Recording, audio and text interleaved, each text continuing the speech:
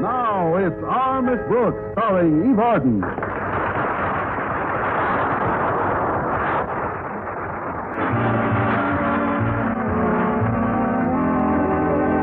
Well, a couple of times a year, our Miss Brooks, who teaches English at Madison High School, is obliged to invite her principal and his wife over for dinner. On these occasions, the fact that she's extremely fond of Mrs. Conklin and feels rather differently about her principal presents a problem. Yes. How to sprinkle ground glass in the food without getting them both. I was expecting the Conklins and Mr. Boynton for dinner last Thursday evening, but much to my surprise, Mrs. Conklin came over as I was finishing breakfast that morning. Good morning, Miss Brooks. Why, Mrs. Conklin, aren't you a little early? Dinner won't be ready for 11 hours yet. Oh, it's nothing like that. I had to see you before you went to school today. Oh, Miss Brooks, ever since you mentioned that beaver stole to me 10 days ago, I've decided I wanted it for Christmas more than I wanted anything for a long time. Well, I think you should have it, Mrs. Conklin. And so do I. After being married to Osgood for 20 years, I think I deserve a fur piece. After being married to Osgood for 20 years, you deserve the Brooklyn Bridge. You certainly do. Well, in the last 10 days, I've tried everything to get it. However, the day before yesterday, I hit upon the perfect solution to my entire problem. But I'm going to need your help. I simply want you to give this special delivery letter to Osgood. It came after he left the house this morning. That's all you want me to do? Certainly. The contents of this letter from his cousin really ought to do the trick. But how do you know the contents? I wrote it. You wrote it? Why, I had no idea you were his cousin, too. Oh, Miss Brooks, Mr. Conklin's cousin is in on this little hoax with me. She sent this letter from Cedarville, where we were married. You see, I asked myself when was the only time Osgood ever gave me everything I wanted. Then I remembered it was when he was courting me. So I decided to have him court me all over again. But how are you going to manage that? Well, I got the idea from a movie I saw a few years ago. You see, this letter says that recently it was discovered that the justice of the peace who married us had done so without a license. So, technically, we're not married. Of course, Osgood will try to remarry me, and that's when I have him over a barrel. I see. Well, it sounds fine, but there might be one possible catch. What's that, Miss Brooks? He might enjoy being over the barrel so much you might never get him off.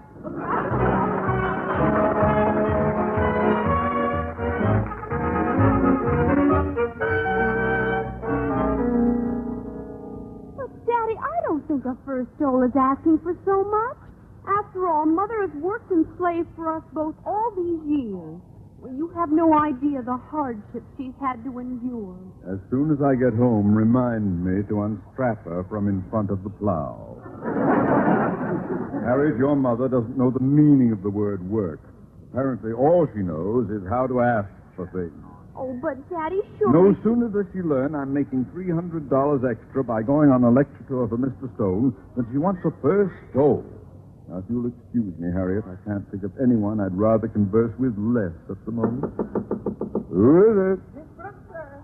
I spoke too soon. To my inner office, please, Harriet. But, Daddy, can't I wait? Vamoose, Vixen. All right. Come in, Miss Brooks.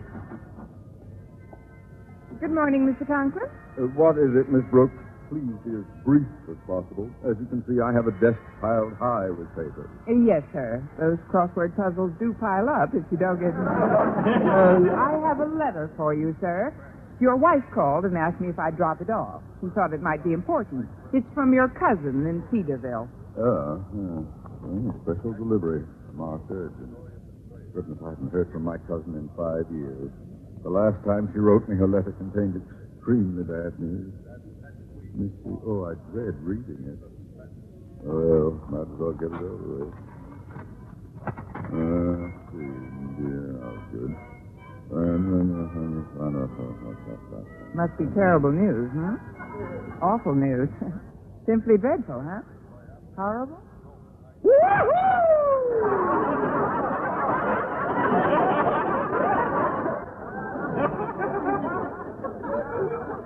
had no idea the news could be that sad. Miss Brooks, I'm not married. That's terrible, sir. Simply terrible. What happened? Well, it seems there was a little mistake about my marriage, Miss Brooks. A remarkable little mistake. It seems the justice of the peace who married us wasn't really a justice of the peace at all. Then who was he? The best friend a man ever had. I'm dead. Oh, but, sir, this is dreadful. Simply dreadful. After all these years.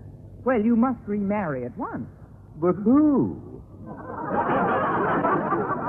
I'm Mrs. Conklin, that's who. Oh, it's great to be single. My pockets will jingle in the Miss Brooks, I feel like a bird who's just been let out of his cage. A convict who has just been released from jail. Oh, if Mr. Boynton's anywhere around, I'm cooked. So then I suppose you and Mrs. Conklin won't be coming over for dinner tonight. I and Martha Flyshacker will be delighted. We'll be delighted to come for dinner. Martha Flyshacker? My wife's maiden name. No wonder she changed it to Conklin. Then you are coming over, sir? Oh, certainly. I can't wait to get together with Boynton and discuss the good old single life. Well, if you must discuss it, Mr. Conklin, at least don't do it in the presence of Mrs. Davis. Why not, Miss Brooks? The way things stand now, she's the only one left who might marry me.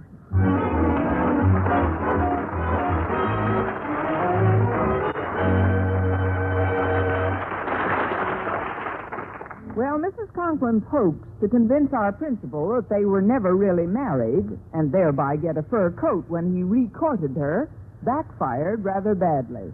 So all morning long, I did my best to keep Mr. Boynton away from our ecstatic principal. The last time I stopped him occurred as he was leaving his laboratory just before noon. Why, Mr. Boynton, where are you going with those rabbit cages this time of day? Well, I didn't think you'd mind if I took my rabbits, Henry and George, to lunch with us, Miss Brooks. Not at all, Mr. Boynton. Maybe one of them will pick up the check. It will certainly save me a trip. Otherwise, I'd have to come all the way back here with them after I see Mr. Conklin. After you see Mr. Conklin? Yes. I want him to see the condition these cages are in. It's the only way I can persuade him to give me the money for some new ones. Oh, well, today's the wrong day for that. You said that to me twice before today about two other things. It almost seems as if you don't want me to see him. Oh, now, Mr. Boynton, wherever did you get such a fantastic idea? Why shouldn't I want you to see him? Oh, I don't know why. The few times I did catch sight of him today, he seemed excited and happy about something. I wonder what it is. Oh, well, I'll probably find out about it when I see him at your house tonight. Tonight? Hmm? Oh, I knew there was something I had to tell you, Mr. Boynton. The dinner for tonight has been canceled. Mrs. Davis is very ill. Oh, I'm terribly sorry, Miss Brooks. Must have come on quite suddenly. Oh, what is it, flu? Virus? Bronchitis? That's right. Which one is it? Take your pick. It's the flu, Mr. Boynton. So, of course, we won't be able to make it, but any other night would be just fine. Hi, Mr. Boynton. Oh, hello, Walter. Boy, wait till you hear the latest about old Marblehead. Yes, Mr. Conklin. He's declared tomorrow a half holiday and commissioned one of the kids to go out and buy up all the fireworks he can find. Everyone thinks that Mr. Conklin's finally snapped his cap. You mean he's crazy? Yeah, as screwy as a hot tub cucaracha and a bowl of hot chili. Oh, by the way, Miss Brooks, Harriet told me if I ran into you that Mr. Conklin wanted to see you. There's something about canceling his date with you tonight. But be careful when you go into his office. Well, perhaps I'd better go along with you, Miss Brooks, in case he gets violent. Oh, don't worry about me, Mr. Boynton. I have a way with violent men. And if you don't believe me, please try me sometime.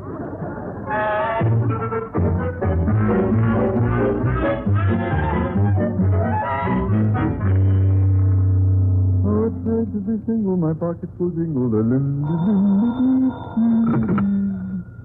Principal's office, Osgood Conklin himself speaking. Over.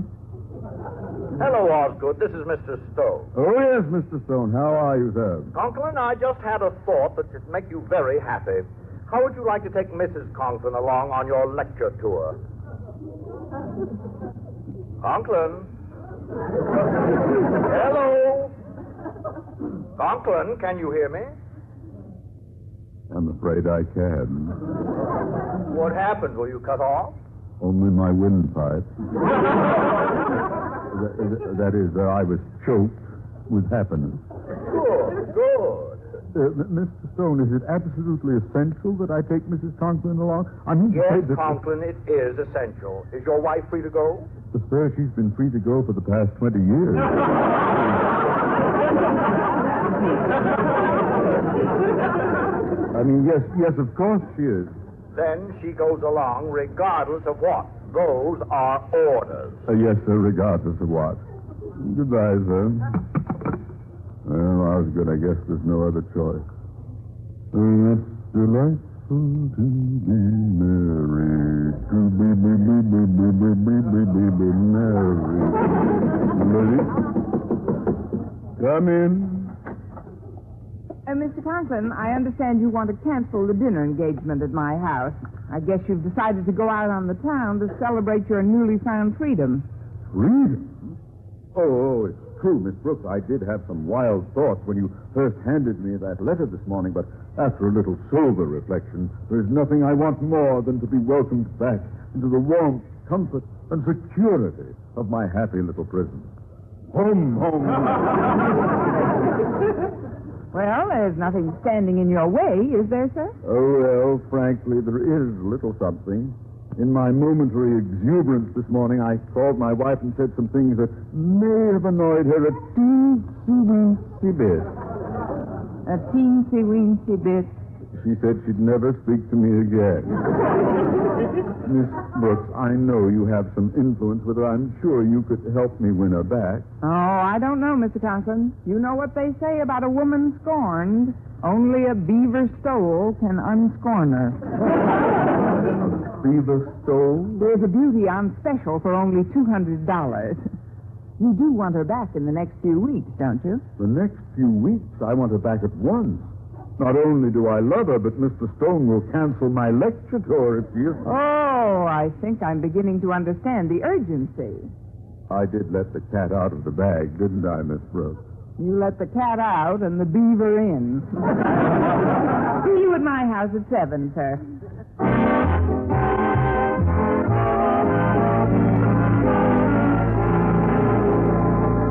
Well, by 7 o'clock that night at my house, we were about ready to receive Mr. Conklin. Now, do we have our signal straight, Mrs. Conklin? Well, I think so, Miss Brooks, but are you sure Osgood will come? Of course he will, Martha. And don't worry, you'll get that beaver yet. Mrs. Conklin, would Mr. Boynton be here now if I weren't sure of your husband's attitude?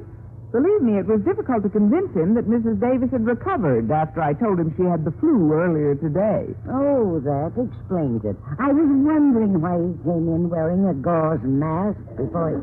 Now, do you feel a little more confident, Mrs. Conklin? Well, I guess so. Oh, my, I wonder if Phyllis Stone is having the same trouble with Mr. Stone. Phyllis Stone? Yes, Margaret.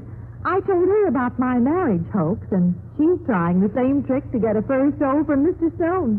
What? If this thing keeps spreading, we're all liable to wind up on Dragnet next week. Now, Oh, goodness. That must be Osgood now. Remember what I told you. Play hard to get. Mrs. Davis, would you mind going into the kitchen and sending in Mr. Boynton? I want him to be a witness to Love's Old Sweet Song. All right, dear. And in the meantime, I'll finish preparing dinner. Now, we'll be right back, Mrs. Conklin. Good evening, Miss Brooks. Why, Mr. Beaver. Mr. Conklin. Come in, sir. Now then, where is she, Miss Brooks? Where is my lovely, blushing child bride? Never mind, I know where she is. Hello, Osgood. Poopsie girl. Angel eyes. I'm back. Your Osgood is back. But what is this doctor doing with you? Oh, you can take off the gauze mask now, Mr. Boynton. The flu bug is in the kitchen. Oh, yes, of course. Did you want to say something to me, Osgood? Indeed, I do, Lotus Blossom. I didn't mean a thing I said on the phone this morning. Not a thing. I want to remarry you more than anything else in the world. Look, the peach face. Your Osgood wants you back more than he can tell you. He needs you back. Say the word, and we'll be remarried tonight. Say the word? The common household word is beaver. Say it, and you win the first soul plus a year's supply of mothballs. Well, it's true, Osgood. You know how I've wanted a fur piece all these years. Well, then you shall have it. You shall have anything you want. Only please say you will remarry me at once. Are you taking notes, Mr. Boynton? No sacrifice is too great when two people are really in love, is it? Apparently not, Miss Brooks. Oh, well, who can that be? Don't get your hopes up. They couldn't get the beaver over that quickly. I'd better see who it is. Mr. Stone. Miss Brooks, is Mr. Conklin here? His daughter said I'd find him here. I must see him at once. Yes, sir. Come in. He's right in the living room. Well, Mr. Stone, what is it, sir? Something wrong at school? Oh, nothing like that, Osgood. I'm not married. I just found out about it. And with you living so close, I thought I'd tell you first. The justice of the peace who married us 25 years ago had no legal right to perform the ceremony. I'm free! After all these years, magnificently, wonderfully free. And you're delighted about it? Well, wouldn't you be if the same thing happened to you? Mr. Boynton, put back your gauze mask. The place has gotten contagious again. Wouldn't I be if the same thing happened to me? You're not going to let this interfere with the beaver stole, are you, Osgood? Mr. Conklin, Miss Flyshacker. Then your wife isn't getting the beaver stole? My dear Miss Brooks, somewhere in the snowy wastes of Greenland, a poor, unfortunate beaver will be killed. But as far as my ex-wife is concerned, he will have given his life in vain. Your ex-wife? Yes, Mr. Stone, by a remarkably odd coincidence, my marriage is also invalid, and for precisely the same reason as yours. You mean your justice of the peace isn't really a justice of the peace either? I prefer to remember him as a great humanitarian. Well, Mrs. Conklin, I'm afraid you'll have to bring up your heavy artillery. Oh, I'm afraid you're right, Miss Brooks. Osgood, I have a little confession to make. I had that letter sent to you. It was a hoax. We've been married all this time. My, what an unusual way to go down on one's knees. A hoax?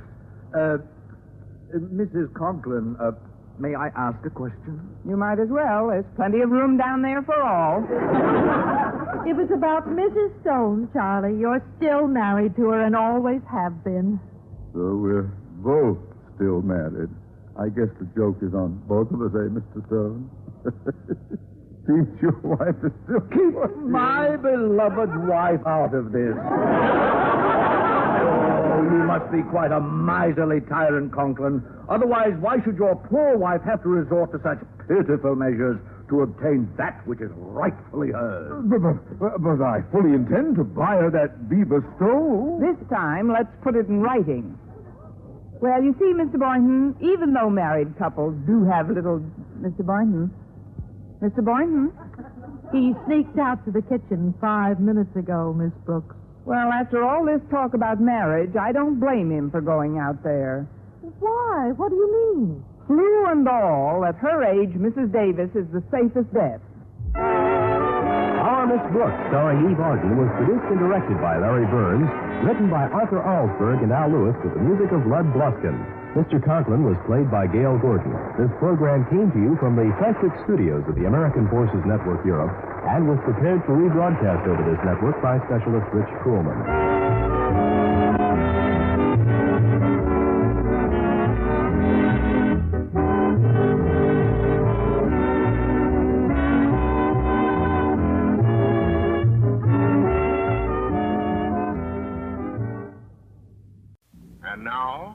Our Miss Brooks, starring Eve Arden.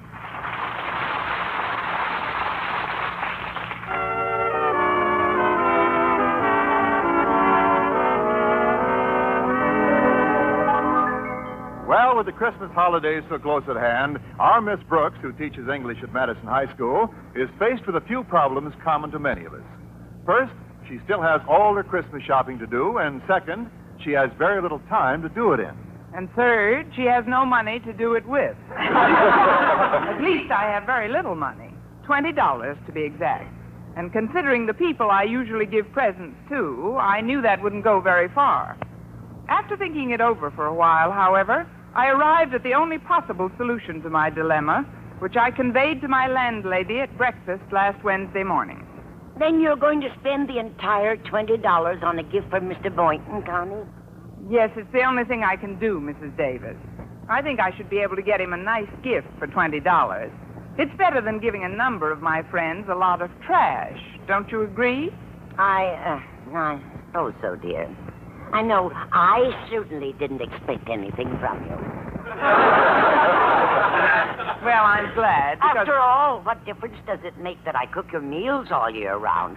That I make up your room every day? That I never badger you for the rent when you get 6 weeks behind? Or that I'm constantly helping you with your problems as if you were my own daughter?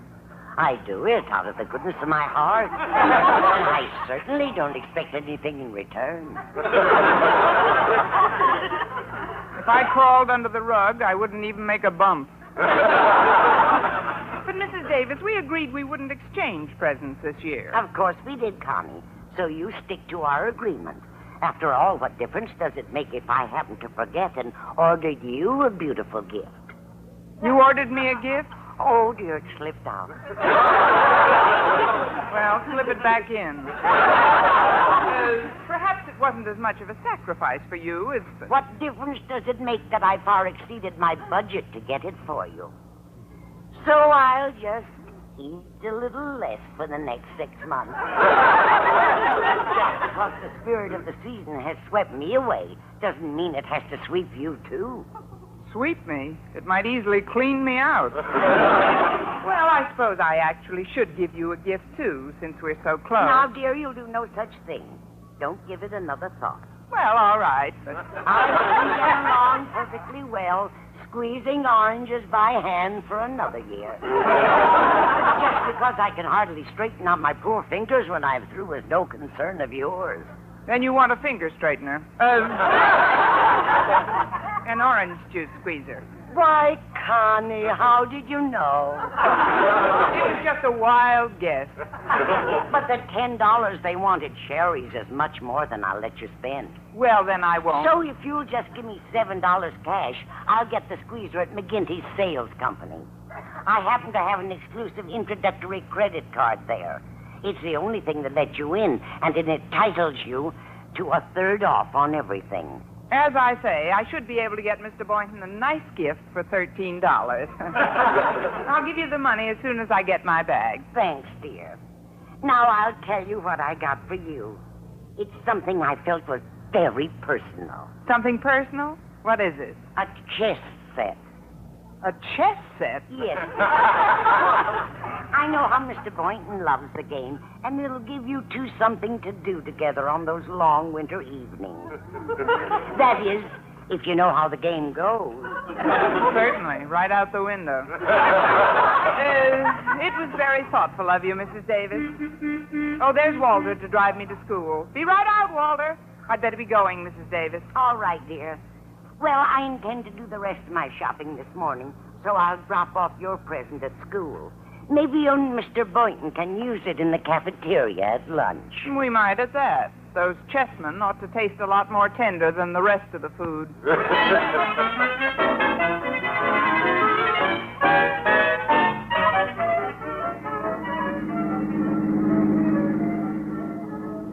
Walter, is it my imagination, or are you driving more carefully today? I was hoping you'd notice, dear teacher. Yeah, I'm driving particularly carefully today. You see, as part of her Christmas present, my mother gave me new bumpers for this car. What happened? Pedestrians finally wear out your old ones? Well, that was a thoughtful gift, but isn't it a little early to be receiving Christmas presents? Oh, no, ma'am. No, indeed. Now, I must have received 3/4 of my gifts already, particularly from my close friends at school. Oh, yeah, they've already given me their gifts. 3/4 of them. Maybe even 7/8. Matter of fact, I can only think of 1 or 2 who haven't. Matter of fact, I think I'll get out and walk. Oh, nothing like the spirit of giving at Christmas, is there? You know, of course, a kid like me who operates on a limited budget can only exchange gifts with his nearest relatives and his closest and most intimate friends. Isn't that so, Miss Brooks? It certainly is, stranger. That is, in essence, I agree with you, Walter. But the truth of the matter is, I only have $13 for my Christmas shopping. That leaves me with just enough money for a gift for Mr. Boynton. Now, do you understand? I guess I do. Well, I certainly didn't expect anything from you, Miss Brooks. I'm glad. So because... after all, what difference does it make that I pick you up and drive you to school every day all year round? Or that I spend half of my time at school running errands for you? You do whatever you want to, Miss Brooks. But no one else is going to receive the beautiful present that I selected for you. You bought me a present? Already? Now, please forget about it, will you? All right, then. Yeah, after all, I'm getting enough gifts without that $7 briefcase of cherries that I've wanted more than anything else in the world. Walter, I'd like to buy the briefcase for you, but $7 is rather high. Oh, much too high, Miss Brooks. So I wouldn't let you spend that much money for anything. Good. So if you give me $5 in cash, I'll get the same thing at McGinty's. As I say, $8 ought to buy a fine gift for Mr. Boynton. Yeah, I have an exclusive introductory credit card at McGinty's. Everything at 1/3 off. It's the only card that'll let you in. At the moment, that isn't what worries me. No? What does then, Miss Brooks? Does McGinty print a card that will let me out?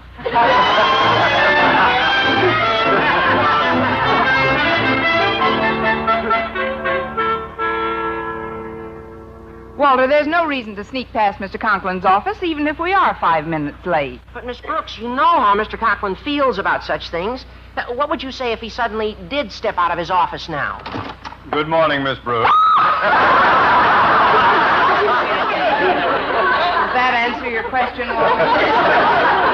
Miss Conklin, I realize we're a little late, sir, but if you'll only... Tut, my dear. Don't give it a second thought. I'm delighted to give my students and faculty a little latitude this time of year. It's the Christmas season, and I'm filled with the spirit of peace on earth and goodwill to all men. Well,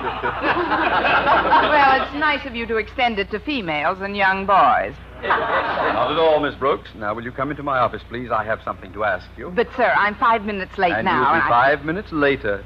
Into my office. Yes, sir. See you later, Walter. Yeah, bye, Miss Brooks. Now, sit down, my dear. Sit right down, and I'll get directly to the point. I want some advice from you, Miss Brooks. Some advice? Yes, about a gift. I'm doing my Christmas shopping this afternoon. I want you to be sure to tell me what you want before I leave. But, sir, I didn't think you approved of faculty members exchanging gifts. Oh, I don't, Miss Brooks. It's just that I happen to be imbued with the spirit of giving, the spirit of Christmas. And if I choose to remember my teachers, I certainly don't expect any gifts in return. Good. Of course, if my teachers insist on showing their appreciation for the many little favors I've done for them in the past, I'm powerless to stop them. I'm hooked. I was wondering what I could get you for Christmas, sir. Could you give me a suggestion? Something you particularly needed or wanted for about 50 cents. My dear, I want you to forget we've even mentioned the word gifts this morning. Dismiss it from your mind. Besides, I smoke too much anyway. Smoke? Yes, and $10 is too much for anyone to pay for the alligator tobacco pouch I've always wanted. Well, sir, I'd certainly like to get it for you, but that is rather expensive. $10 is far, far too expensive. I wouldn't dream of letting you spend that much money. Well, I'm glad because So if you have the money with you, I know just where I can get it for $7. Murdered again by McGinty's.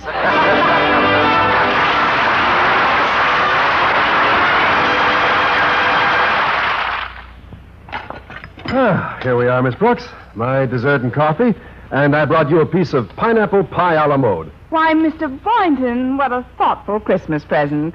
Christmas present? Well, it's exactly what I've always wanted. You shouldn't have gone to all that extra expense. What extra expense? The pineapple pie would have been enough. You should have kept the a la mode for my birthday. Pineapple pie a la mode. As I always say, Mr. Boynton, let the other women get their mink coats and pearl necklaces. Just give me a gift that touches you right in the heart. Oh, I get it now. You're joking. I was afraid you'd see it that way. But, Mr. Boynton, this actually would be enough. After all, it's the spirit of giving that counts rather than the gift itself. Not entirely, Miss Brooks. True, the spirit must be there, but the gift is important, too. I've ordered you a beautiful gift. I know how you are about giving gifts of equal value, and I wouldn't want to disappoint you. You picked a fine time to start. That is, it's very thoughtful of you, Mr. Boynton. Very thoughtful. Particularly since I joined the Christmas Club a year ago and put away $1 a week just for your gift. $52? For my present? $52.75. They pay interest. But just because we've given each other gifts of equal value in the past, I don't want that to influence you this Christmas. $52? Uh-huh. And that, combined with the $30 I borrowed from Mrs. Davis, ought to buy you a very nice gift. Miss Brooks, I've just been thinking. I hope you've been thinking what I think you've been thinking. Yes, Mr. Boynton? Well, after all, it really is the spirit of giving that counts rather than the gift itself. You've convinced me. Here, this package is for you, and Merry Christmas. For me? You got this for me? Must I wait for Christmas, or may I open it now? What's inside, Miss Brooks? Yes, yes, no, yes, chess. A chess set. What a wonderful present. Well, I was going to get you a few more gifts, but since you convinced me... Hi, Miss Brooks. Hi, Mr. Boynton. Oh, hello, Harriet. Mr. Boynton, Daddy wants to see you in his office right away. Something about signing a requisition for some test tubes you wanted. Thank you, Harriet. And, Miss Brooks, your landlady called, and she wants you to call back when you can. Now, let's see. Is there someone I've forgotten? Better look under the table to make sure. Did Mrs. Davis say what she wanted me to call her about? No, but she said she'd keep a receiver off the hook so her line would be open when you call. There's something wrong with that, but offhand, I don't know just what. Well, I'd better get up to Mr. Conklin's office and get that requisition signed. Thanks again for the gift, Miss Brooks. It really was quite unexpected. Yes, for both of us. I mean, both of us may use it. Of course. Well, see you later, Miss Brooks. I'll walk to the phone with you, Miss Brooks. All right, Harriet. Well, how has Santa been treating you so far, dear? Oh, not too badly. Walter gave me a slave bracelet, but I don't think I'll wear it. Why not? You should see what he had engraved on it. Finder, please return this girl to Walter Denton. I think that's cute, Harriet. If a certain party gave me one of those bracelets, I think I might enjoy getting lost. Now, excuse me, dear, while I make this call. Okay. Bye, Miss Brooks.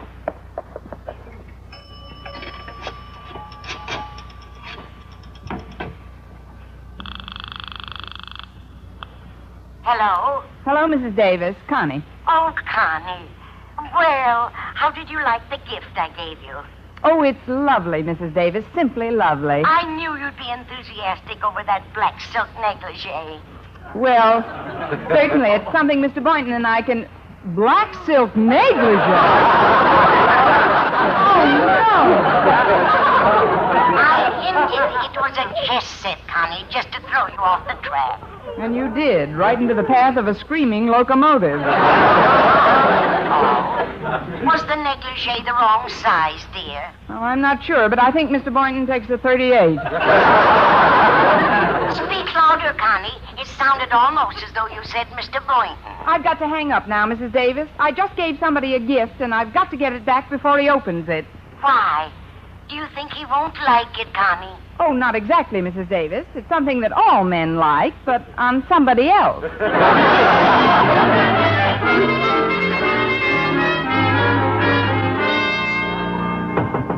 Come in. Come in, Boynton. Come in. Sit right down, my boy. Thank you, Mr. Conklin. I came in to sign that requisition for those test tubes. I know it needs both our signatures. Yes. Here, use this fountain pen, Boynton. A Christmas gift from Miss Enright, a fabulously generous person. Not that I expect gifts from my faculty, mind you. Why, last year there were 3 teachers who gave me nothing for Christmas, and one of them is still with us. Yes, sir. Merry Christmas, Boynton. And a Merry Christmas to you, sir. Is that all, Boynton? No, sir, and a Happy New Year. I had a feeling you'd say that. Mr. Boynton, if you'll pardon my curiosity, just what is that gaily wrapped parcel you're carrying under your arm? Oh, it's nothing, sir. Just a little present I got. Thank you so much. But, sir... So you were teasing your old principal, eh, Boynton? No, sir. It's only... Never mind what it is, Boynton. It's not what a gift is that counts, but the spirit in which it is given. What is it, Boynton? It's a chess set, sir. Splendid. Just what I need. I know just where I can exchange it forever. It's exactly what I want. Now, go right ahead, Boynton. Sign that requisition, and we'll put it in the works at once. All right, and thank you, sir. Forget it, Boynton. Just consider those test tubes as my Christmas present to you.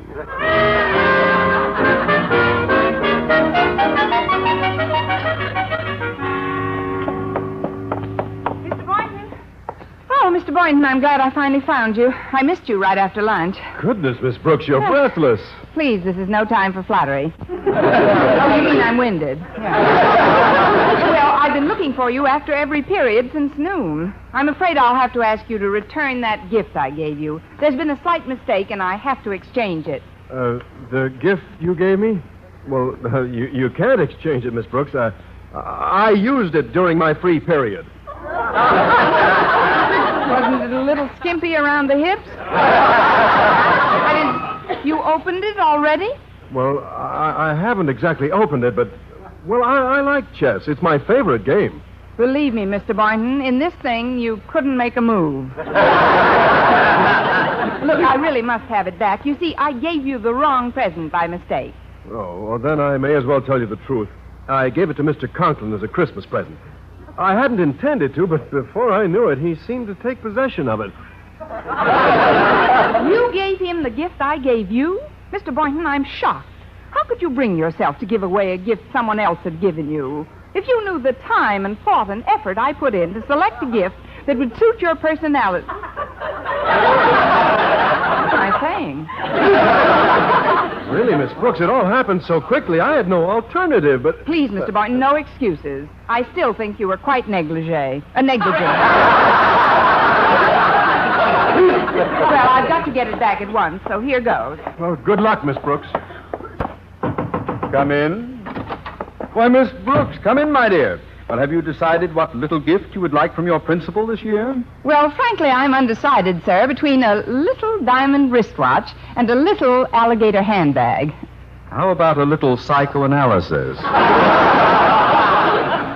Remember, this is Osgood Conklin you're talking to, Miss Brooks, not Daddy Warbucks. Well, fortunately, Mr. Conklin, I managed to obtain one of those exclusive personal discount cards from the McGinty Sales Company. A little boy was handing them out in the street. And if you gave me the cash, I think I could get a certain watch for well under $50. $50? Miss Brooks, I am just as susceptible to the infectious generosity of the season as the next man. But I do not intend to allow that infection to kill off my entire life saving. Well, Mr. Conklin, next to the watch and the handbag, the only thing I want is a chess set, A chess set. Here, Miss Brooks, exactly what I got for you. Take it, it's yours. Merry Christmas. My, what a delightful surprise. I'm glad you like it, Miss Brooks. You just can't imagine the time and the thought I put into the selection of your gift. Truly, my dear, it was quite a struggle to get it. Well, I'm glad he didn't give it up without a fight. My, you certainly have a lovely collection of presents in here, Mr. Conklin. There's still one teacher I haven't heard from yet, Mr. Perkins in the math department. Come in and bring it with you.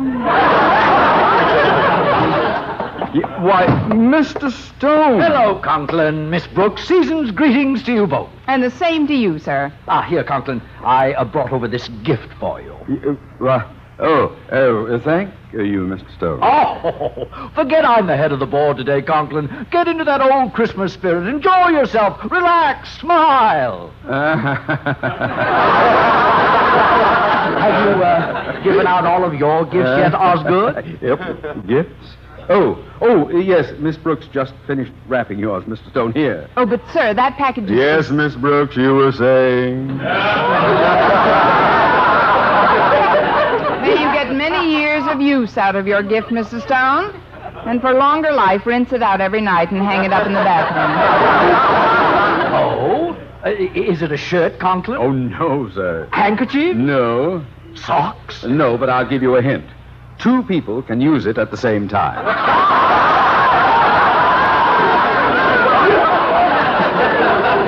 If they're midgets. 2 can use it at the same time, eh? Oh, is it something that can be used outdoors on an athletic field? Possibly, but it might be a little chilly for night games. Miss Brooks. Mr. Stone, why don't you open it and see for yourself? Oh, you don't have to ask me twice, Conklin. I'm just as curious as a little child at Christmas. Hey. Oh. Conklin. I don't understand. Well, what could be nicer than a black silk negligee? It's the perfect gift for you, sir. And I know you'll get many years of pleasure in using it. What could be nicer than a black silk negligee? Don't be April Fool, Mr. Stone. Mr. Stone, believe me, Conklin. I have heard of asinine practical jokes before. But pulling a trick like this on Christmas is an absolute insult. Mr. Stone, I can explain. It was a simple natural error. You see, when I got this from Mr. Boynton...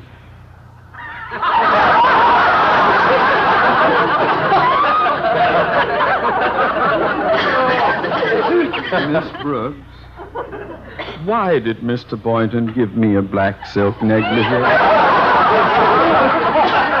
can't understand either, sir. Pale blue is much more your color. I can't understand at all. Conklin, I'm still waiting for an explanation. Come in. Mrs. Davis wanted to see Miss Brooks on an urgent matter, sir. That's right, Osgood. Oh, hello, Mr. Stone. Hello, Mrs. Davis. Oh, Connie, there's the negligee I gave you. I see you've opened it.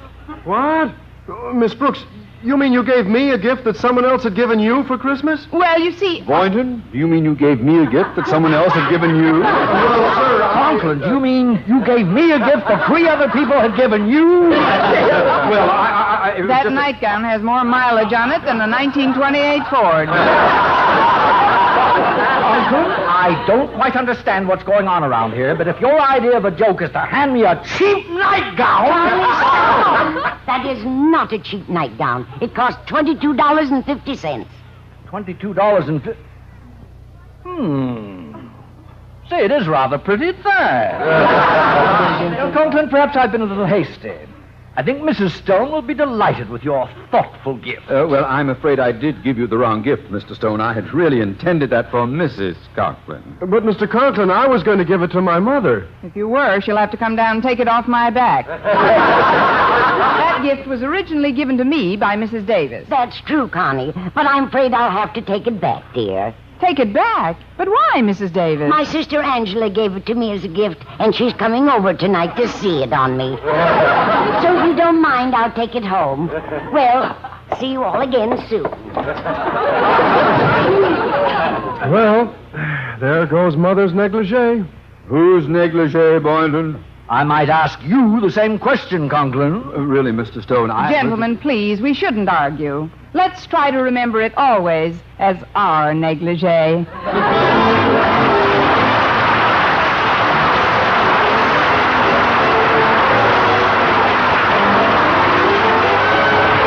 Miss Brooks, starring Eve Arden, has been a presentation of the United States Armed Forces Radio Service.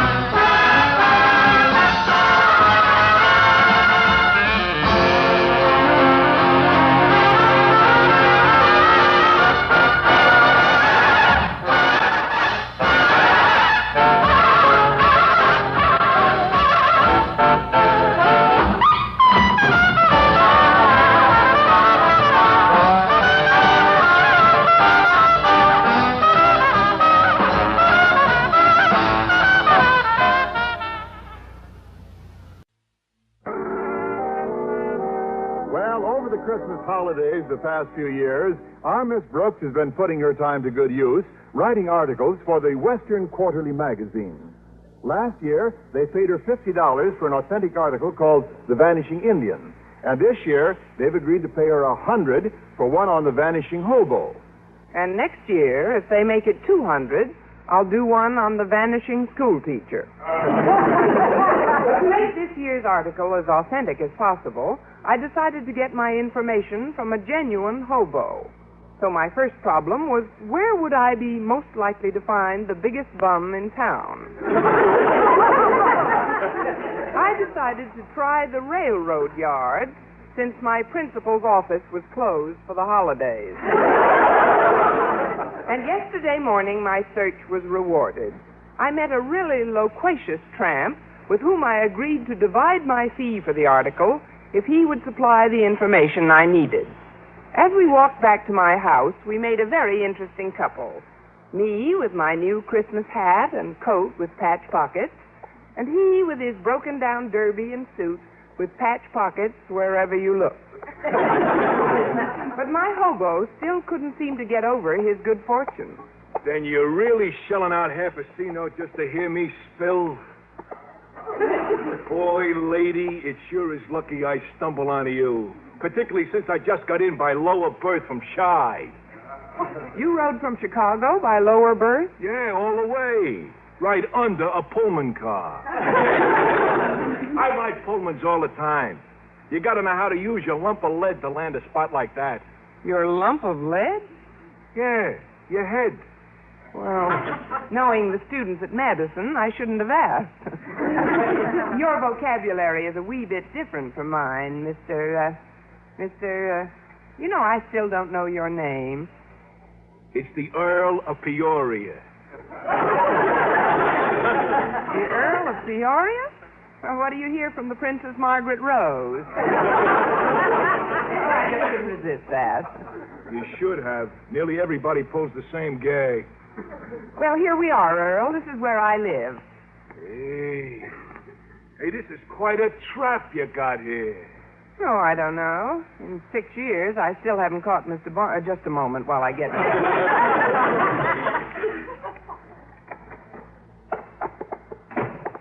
Oh, there you are, Connie. I was wondering if you'd be back in time for breakfast. Oh, hello, Mrs. Davis. This is the Earl of Peoria. Hello, lady. Oh, how do you do, your lordship? Mrs. Davis, you needn't bother to curtsy. All right, dear. But would it be all right if I asked the Earl a question? It's a little personal. That's okay, lady. Go right ahead. How's the Princess Margaret Rose? The last time the Earl was in Buckingham Palace, he forgot to inquire. Mrs. Davis, you can see by the way the Earl is dressed that he's a gentleman of the road. Yeah, a hobo. My, what a perfect disguise. Well, don't worry. Your secret is safe with me, Your Majesty. Your Majesty? I tell her he's a hobo, and immediately she ups the ante. Mrs. Davis, Maybe the Earl is hungry, Connie. Breakfast is on the table, and I know there's plenty for all three of us. Why not go ahead in, Your Worship? Well, thanks. I won't mind a bite at that. You can cut the wood later. Go right in sometime, Ed. We'll be with you in a minute. Thanks. Mrs. Davis, the Earl is actually a genuine hobo. Really? Well, dear, no matter what his profession is, it's nice that you're getting away from biologists for a change.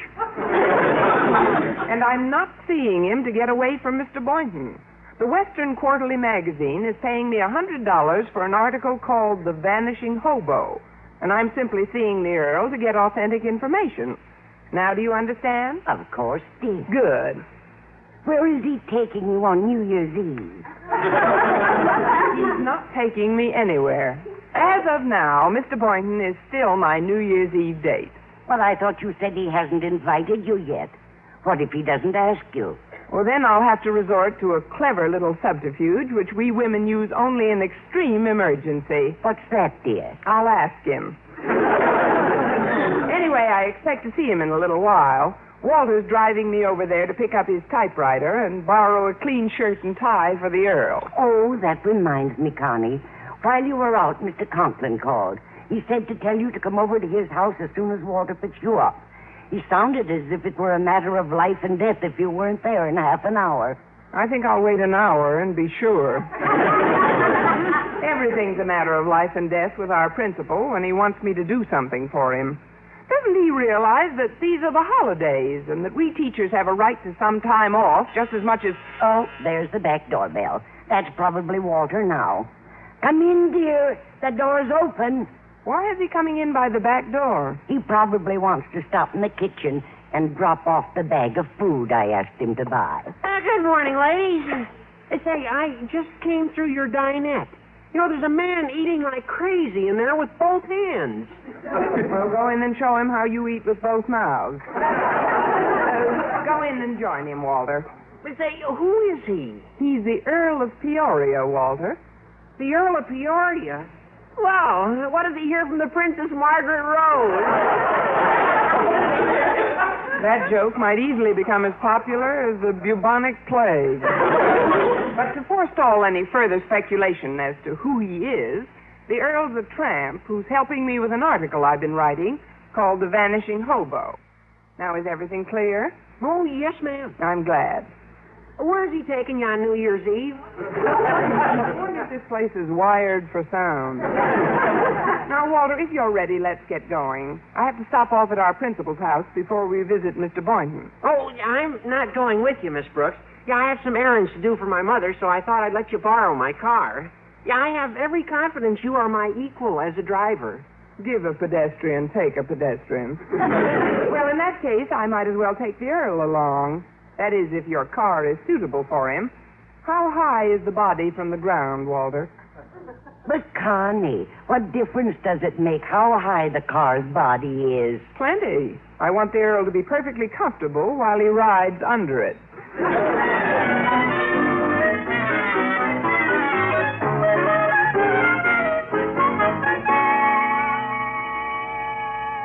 In case you're wondering whose house this is, Earl, it's my principal's.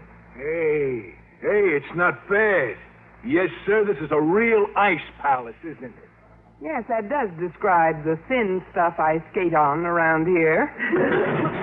Oh, hi, Miss Brooks. Daddy's been expecting you. Come on in. Thanks, Harriet. Daddy's in the... Oh, hello. Hello, miss. Harriet, this is the Earl of Peoria. Oh, how do you do, Your Highness? Harriet, you don't have to curtsy. Well, all right. Then I'll... And you don't have to kiss his hand, either. Go on. Let her enjoy herself. Well, at least could I ask the Earl a question? Of course, it is a little personal. If it's about the Princess Margaret Rose's health, she's in bed with the gout. Oh, Miss Brooks, how did you know what I was going to ask? I read tea leaves. The Earl of Peoria is a hobo, Harriet. Who is at the door, Harriet? Oh, it's you, Miss Brooks. What's that? How are you? Mr. Conklin, this is the Earl of Peoria, and you needn't bother to curtsy, sir. The Earl of Peoria. Well, what do you hear from the Prince of Wales? The Prince of Wales? Yeah? Oh, I really do come up with them, eh, Miss Brooks? You should have stayed down with that one. Did you want to see me about something, sir? Indeed I did. Come into my den, please. Daddy, if you don't need me around here anymore, I'm going to meet Cynthia Craven. Lucky Cynthia. You may go, Harriet. Follow me, Miss Brooks. You don't mind waiting here alone a few minutes, Earl? Oh, not at all. It's a lot safer. Now, sit down, Miss Brooks. Now, tell me, just what is that hobo doing tagging along with you? Well, I'm writing an article for the Western Quarterly magazine entitled The Vanishing Hobo, and I needed authentic information, so I found the Earl in the railroad yard. Does that explain everything, sir? I believe it does. I'm glad. What did you want to see me about, Mr. Conklin? Miss Brooks, when I called this morning, I had a little errand I wanted you to perform for me. But I know how insignificant that will appear when I tell you about the reports Mr. Stone asked me to work on. But, sir, didn't you explain to him that these are your holidays and there's time enough when you get back to school? I did indeed, Miss Brooks. I was so persuasive, in fact, that Mr. Stone finally agreed to let me split my work half and half. Half during the holidays and half after? No, half for you and half for Miss Enright. But, sir, these are my holidays, too. Yes, they weren't they? Miss Brooks, those reports will only take you a few afternoons this coming week. Oh, well, I don't suppose there's any use in protesting. And my, you are maturing, aren't you? Now, the other thing is quite simple. Since you have Denton's car anyway, I didn't think you'd mind dropping off 3 or 4 suits of mine at the cleaners. My wife has taken our car up to her mother's for a few days. Oh, that's all right, sir. Fine. They're on one of the chairs in the hall. I'll show you. Yeah, they're right over there on the... Miss Brooks, they're gone. My suits are missing. Oh, but that's impossible, sir. They couldn't be missing. Not with the Earl standing right in here guarding... Standing right... Well... He's standing outside guarding them. The dirty crook stole my suit. Oh, Mr. Conklin, what a horrible thing to say. Harriet probably told the Earl you wanted me to take your suits to the cleaners, and he probably carried them to the car for me. He's undoubtedly waiting in the car this very minute. Now, I'll just open the front door and show you how mistaken you are. Well? Why, the dirty crook stole Walter's car. Well, while I was writing my article on the vanishing hobo, the hobo vanished with Mr. Conklin's suit, Walter's car, and maybe even my job. I persuaded Mr. Conklin not to call the police just yet, to show a little faith in human nature. The sort of faith I showed later that morning when I dropped into Mr. Boynton's apartment to borrow his typewriter and wait for him to ask me out on New Year's Eve. I waited. And I waited. And I waited. Finally, with the amazing insight he usually displays, Mr. Boynton asked me the question I had been expecting. What are you waiting for, Miss Brooks? The baseball teams to go south for spring training. Mr. Boynton, do you realize there's only 5 more days till New Year's Eve? Well, that's right, 5 days. There's only 120 hours, 7,200 minutes. Sounds longer that way.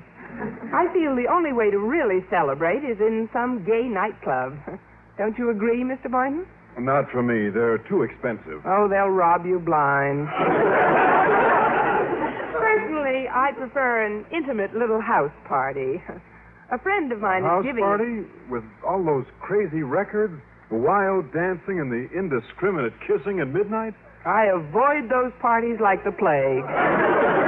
That's why I thought I might go walking with some dear friend on New Year's Eve. You know, mixed with the gay, mad holiday crowds, Mr. Boynton. Walk and mix? Mix and walk? I did that last year. Came down with an awful cold.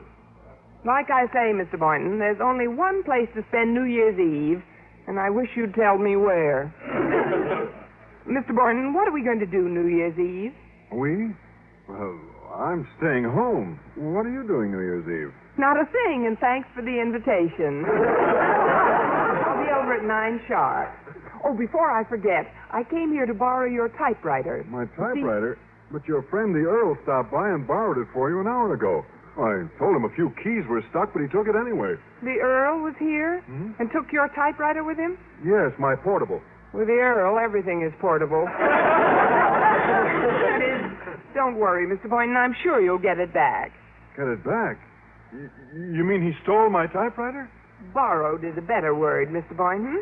But suppose he never brings it back. Then stole is a better word.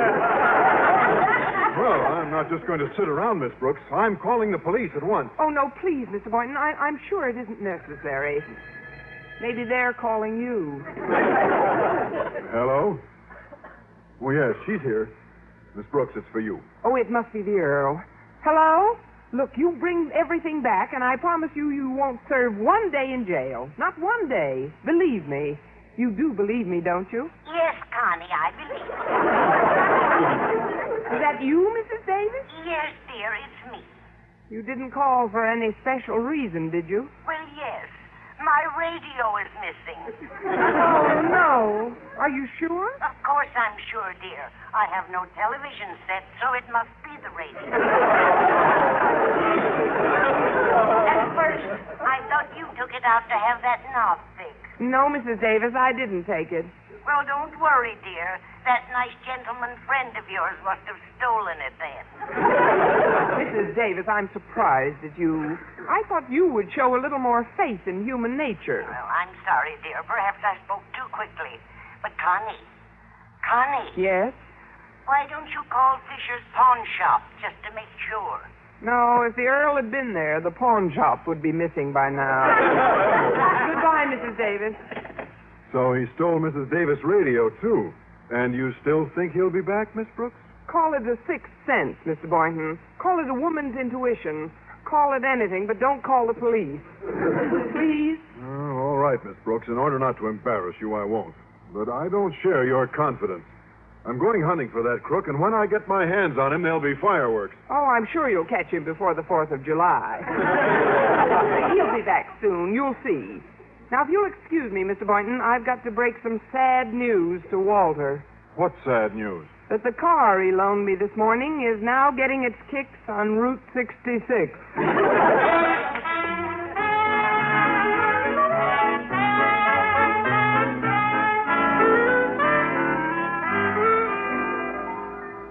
A little more ice cream, Walter? It's no trouble to go out to the kitchen and bring you another plate. No, thanks. These 3 quarts are plenty. I've already been here an hour more than I expected. I might as well tell you the truth. Your car is gone.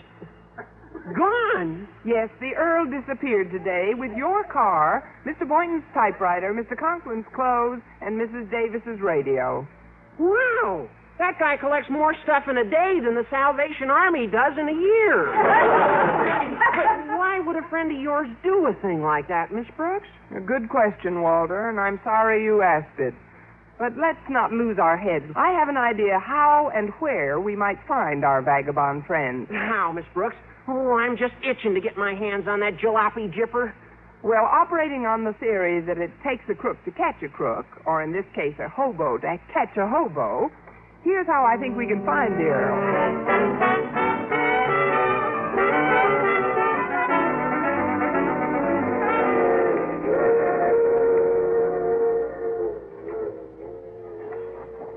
All right, Walter, let's camp here. All right, Miss Brooks.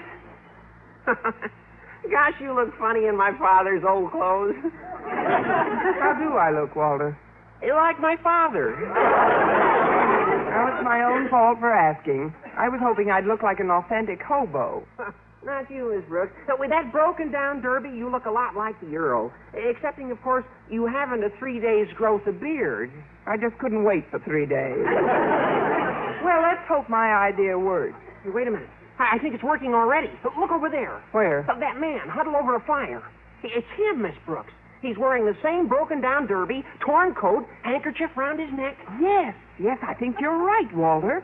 Now we'll sneak up behind him and take him by surprise. Ready? Am I?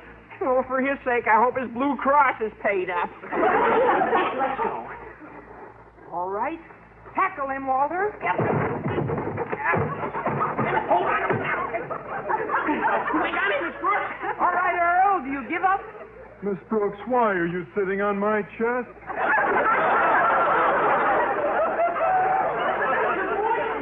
Wait, Mr. Boynton, Miss Brooks. You're sitting on Mr. Boynton's chest. Well, so I am.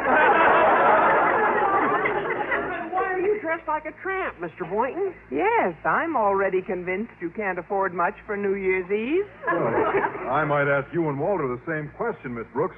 Why are you dressed up like hobos? I can't afford much for New Year's Eve either. That is, we figured it takes a hobo to catch a hobo. Well, that's exactly the way I had it figured out. Miss Brooks, would you do me a big favor? Certainly, Mr. Boynton. What is it? Will you please get off my chest? I am still there, aren't I? Well, it seems we were both operating on the same theory to catch the Earl, so... Hey, Miss Brooks, look. Over there, it's him.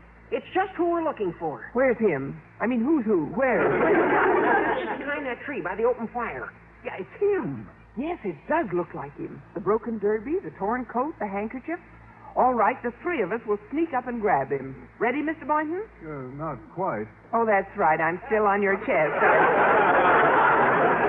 There. How's that? All right, now. We'll sneak up behind him. And when I give the signal, we grab him. Oui, mon capitaine. Okay, grab him. All right, Earl, we've got you. Now you get up.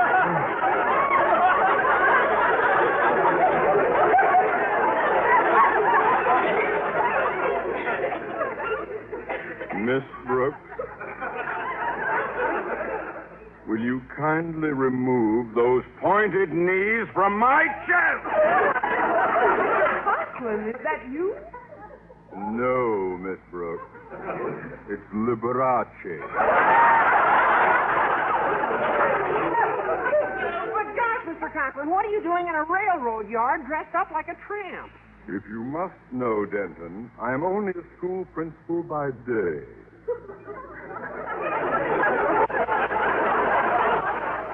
By night, I have a full-time job with the railroad, toasting weenies over open fire. Now, what is the meaning of this dastardly attack by the three of you on my person? Mr. Conklin, we had no idea it was you. The way you were dressed, we thought you were the Earl. Just why did you come here, sir? Because I dearly loved those clothes Miss Brooks' decrepit raffles so callously took from me. And acting on the theory it takes a crook to catch a crook? Hey, we all had the same idea, Mr. Conklin. Well, goody gumdrop. Now, see here, Miss Brooks. Wait a minute, sir. Now, I think I really see him. The Earl? Where, Mr. Boynton? Over there, by the tracks, bent over that little fire. Oh, this time it must be the Earl. And why must it be the Earl this time, Boynton? Because we've already run out of bums. Certainly looks like him, sir. Well, yes, it does. Same broken derby, torn coat. All right, men, follow me. When I give the signal, attack. Oui, mon général. Over the top, men! Go for broke! Banzai! All right, we've got it now, Earl. Do you give up? Yes, Connie, I give up. And please tell your hobo friends not to sit on me. It aggravates my arthritis. They're not hobos, Mrs. Davis. That's Mr. Boynton, Mr. Conklin, and Walter Denton. I can't help who they are. They still aggravate my arthritis. We're awfully sorry, Mrs. Davis. We didn't know. Why are you dressed up like a tramp? Well, I do miss my little radio, dear. And I was hoping I'd run into your gentleman friend down here. Well, I don't know about the rest of you, but I'm not wasting any more time. I'm going to the police at once. I don't think that will be necessary, Osgood. There's a plainclothes detective coming toward us this minute. What so there is? In these clothes, we'll be pinched. Well, there's nothing we can do, Miss Brooks. He sees us.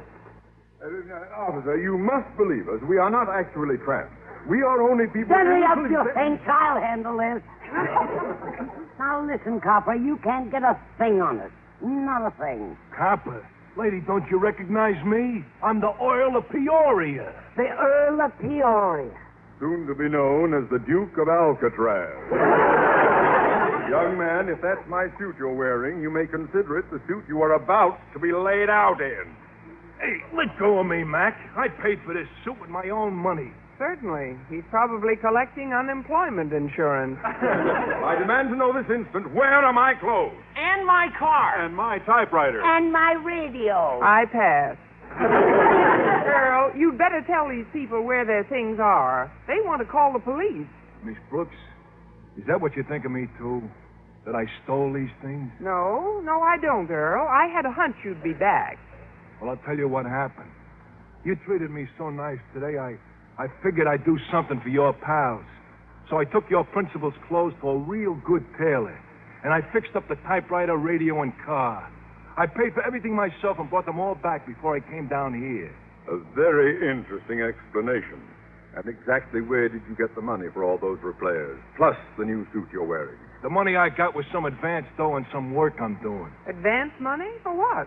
Well, you see, Miss Brooks, while you were writing an article about hobos for your magazine, I was writing an article about teachers for the Hobo News. An article about teachers for the Hobo News. And if he can get a photographer down here in a hurry, they'll believe every word of it.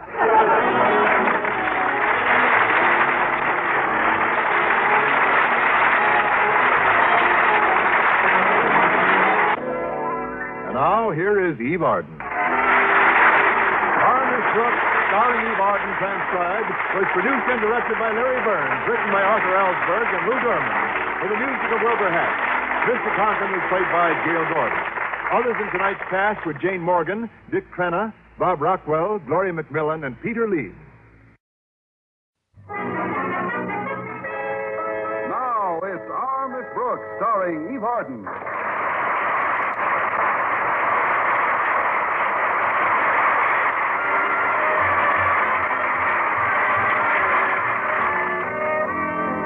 Quite frequently in the past, when her principal engaged in a project, he expected the members of his faculty to follow suit. So it was no surprise to our Miss Brooks, who teaches English at Madison High, when 2 weeks ago Mr. Conklin took up an old hobby of his and then ordered his teachers to pursue a hobby of their own.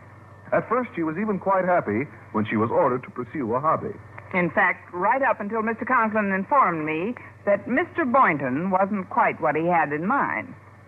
But it was Mr. Conklin's hobby, rather than mine, that caused most of the difficulty this past week. His avocation was making lifelike figures out of wax, which he then presented to his teachers and insisted that we display them prominently in our homes. Actually, his wax figures of animals were exceptionally good, and the leopard he gave me last Wednesday was extremely lifelike. Thursday morning, when my landlady saw it for the first time, her reaction was immediate. Honey! Oh! Mrs. Davis! Mrs. Davis, come out of the closet, dear.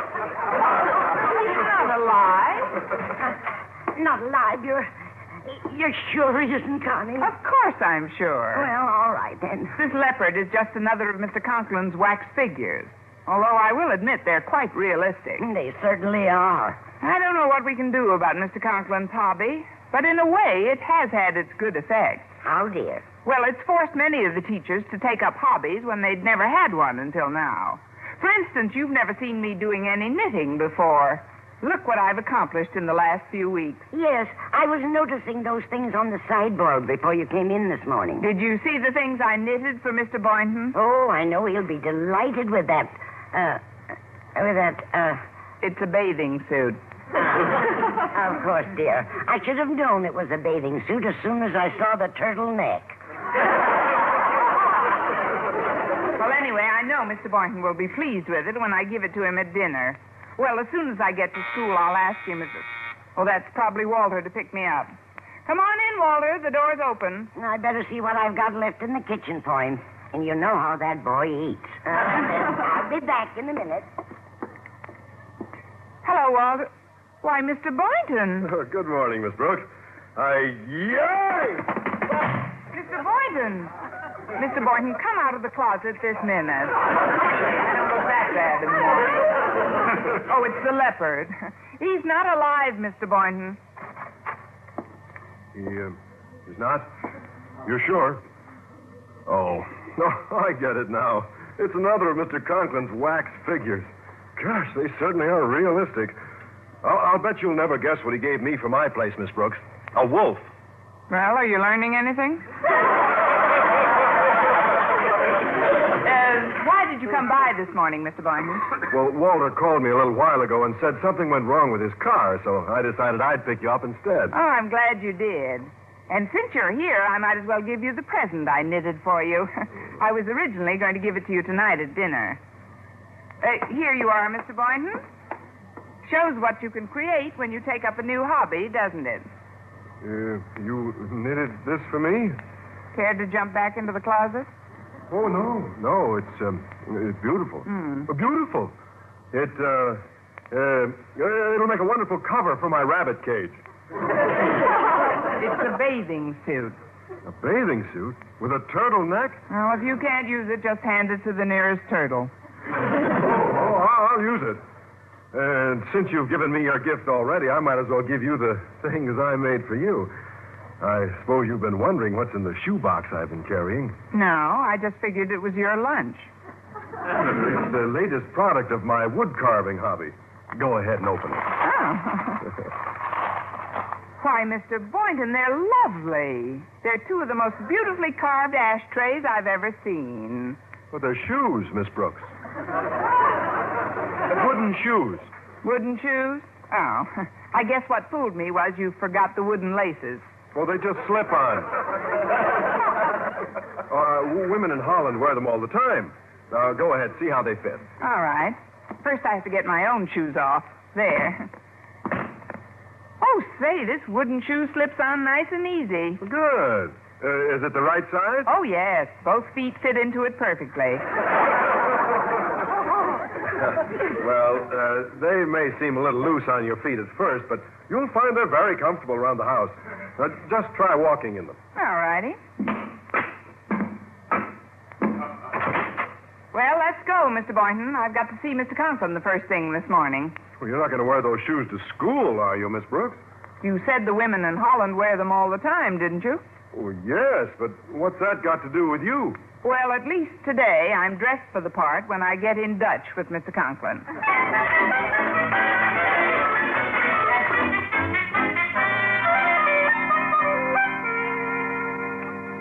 Daddy, I'm not just flattering you. This wax figure you've made of yourself is amazingly lifelike. Why, if I didn't know you were sitting behind that desk, I'd swear you were the wax figure standing beside it. You do believe me, don't you? I ought to, since the wax figure standing beside it happens to be me. What? Oh, this is wonderful. This figure behind the desk could fool anybody. Daddy, may I say you're a genius? Over and over again. I am rather facile with wax, aren't I? Oh, I should say you are. Yes. My only regret is that there isn't enough room for me to do my modeling at home. It isn't easy to flaunt school rules night after night working in the gymnasium. But I suppose for a true artist, rules are sometimes made to be broken. Oh, I'm so glad you feel that way about rules, Daddy. Then could I skip homework and go out with Walter tonight? And just when did you join the club, Miss Picasso? You most certainly cannot. Even if you had no homework, you know perfectly well Denton has a job assisting me evenings. Now, Harriet, I know you have a class, so if you don't mind, kindly get...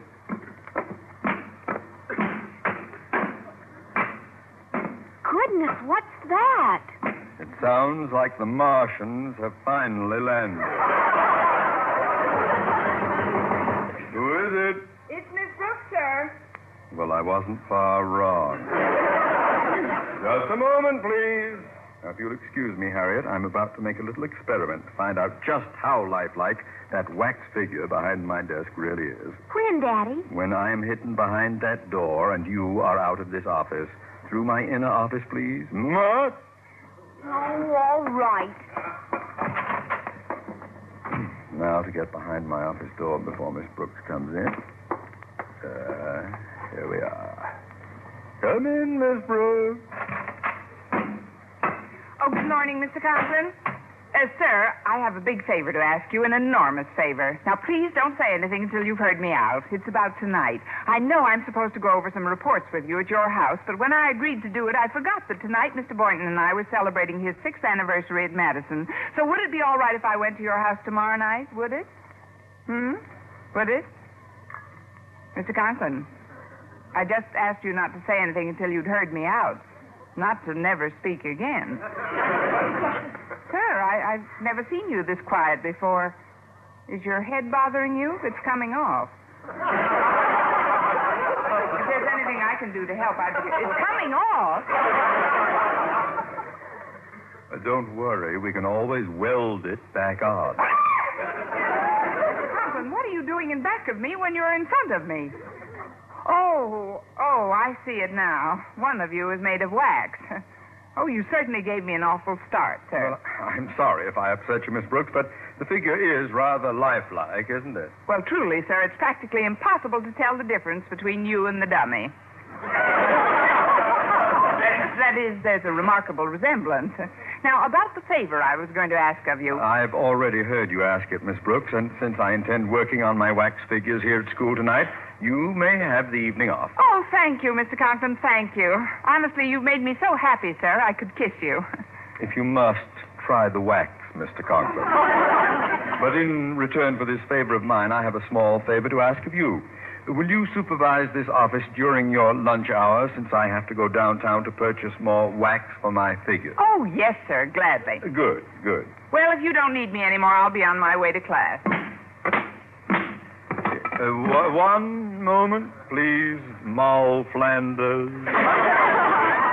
Just where did you get those wooden shoes? Mr. Boynton made them for me, sir. Wood carving is his hobby. Would you come a little closer, Miss Brooks? Yes, sir. My, it's lucky this building is earthquake-proof. Oh, the wood carving on these shoes is excellent, simply excellent. I've been searching for someone to assist me in my work, and Boynton might be just the man. Yes, I think he may do. Mr. Boynton, your assistant? Yes, he'll start working with me tonight on my historical figures. Oh, but, sir, I told you we're celebrating an anniversary tonight. He's supposed to have dinner with me. Miss Brooks, I've made up my mind. Tonight, Mr. Boynton starts with Marie Antoinette. Marie Antoinette? Mr. Conklin, I think I may have an idea that will solve both our problems. What's that, Miss Brooks? You take Marie Antoinette, and we'll make it a double date.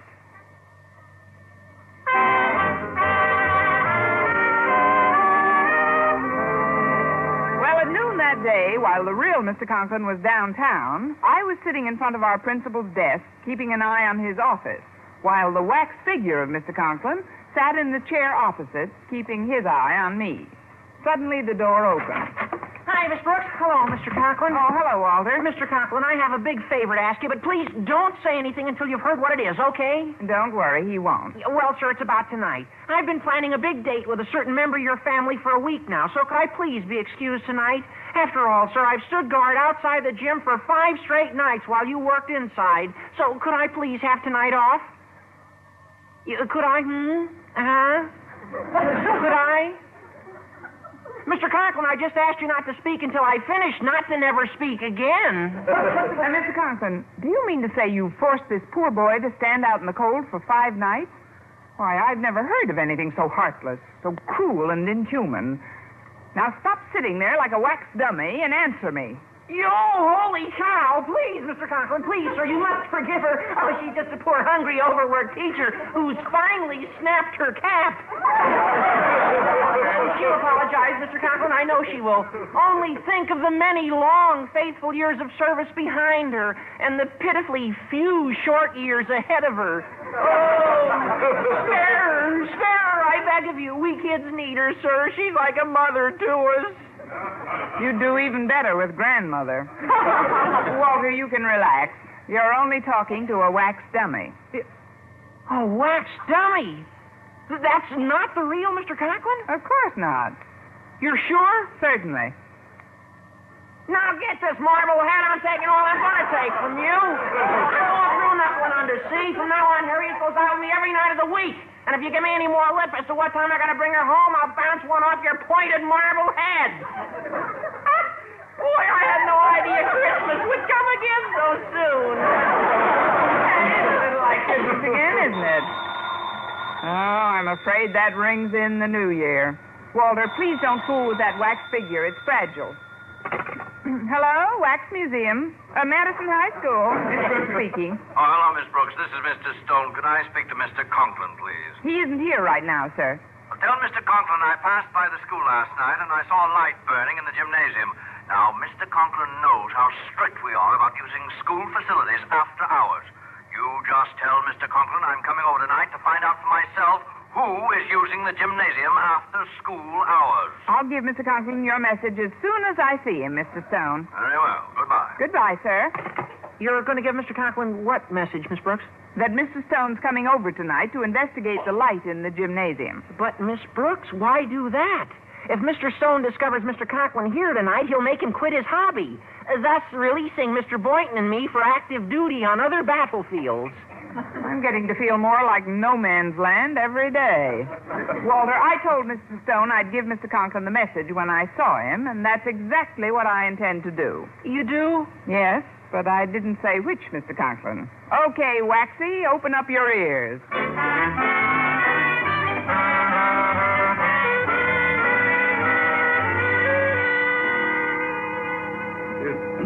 It's almost 9 o'clock, Mr. Conklin. I have a date tonight. Perhaps we should come back to these figures tomorrow night. No. I can't stop, Boynton. I must work. I guess I've got wax in my blood. Where did I get this heaven-sent talent? Did Julius Caesar ever look more dominating? And look at my Napoleon, Boynton. Did you ever see such a Napoleon? Whenever I look at it, I want to follow the man into battle. Well, it's rather good, sir. Thank you. What do you think of this wax figure of Miss Brooks? Now, tell the truth, Boynton. I respect honest criticism. Well, personally, I don't think the arms are quite right, because... Boynton, when I want your opinion, I'll ask for it. And what, pray, Mr. Boynton, do you find wrong with Miss Brooks' arms? Well, sir, I speak as one who spent countless evenings in Miss Brooks' company. Boynton, I am in no mood to hear your true confessions. Exactly how would you have treated the arm? Well, a little fuller. Fiddle-faddle. Oh, Mr. Conklin, I didn't mean to hurt your feelings. All I really meant was... Quiet. I think I hear footsteps. Mr. Conklin, there's a couple of people coming, and I think one of them's Mr. Stone. Mr. Stone? Good heavens, we've been ambushed. What are we going to do, sir? There's no way out. They're coming toward us through the only open door. Boyden, stop making this sound like the 9th episode of The Perils of Pauline. Now, we must be calm. That's it, calm. Calm, but think. I've got it. You hide in the workshop. Yes, sir. Yeah, but what about us, sir? There's no alternative, Boynton. Freeze! Freeze? Yes. If we remain absolutely motionless beside these wax figures, Mr. Stone could never tell us apart. Now, put out the light, Boynton. Sit over there between Marie Antoinette and Josephine. Between Marie Antoinette and Josephine. Oh, Boynton, relax. If Marie Antoinette makes a move toward you, I personally will see that she's guillotined again.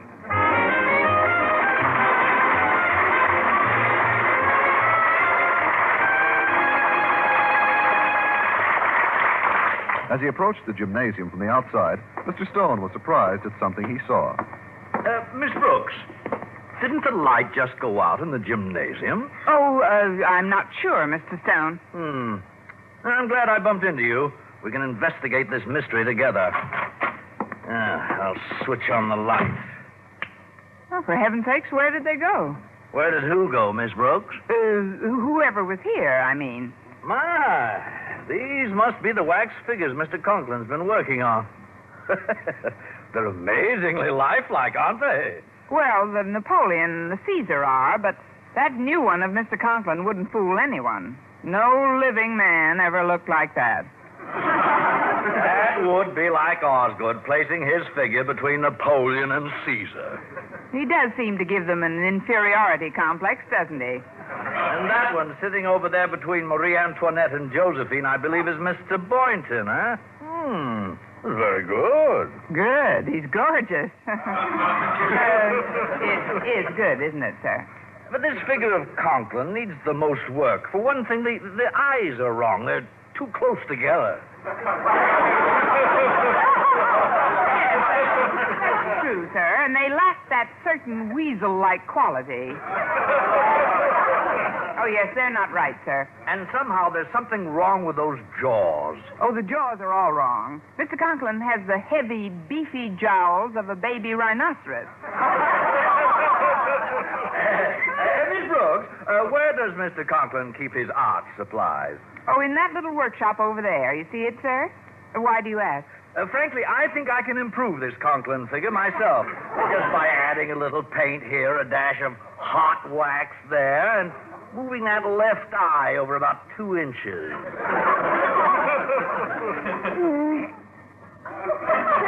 What was that, Miss Brooks?